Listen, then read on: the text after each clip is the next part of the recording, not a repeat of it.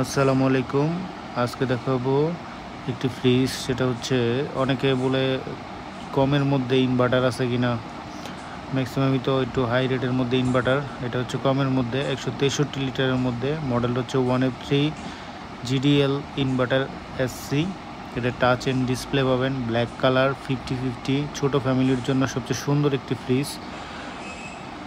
এটার দাম 35,290 টাকা। 35,290 টাকার মধ্যে পাবেন ইনভার্টার, টাচ অ্যান্ড ডিসপ্লে সহ। খুব সুন্দর একটি ফ্রিজ।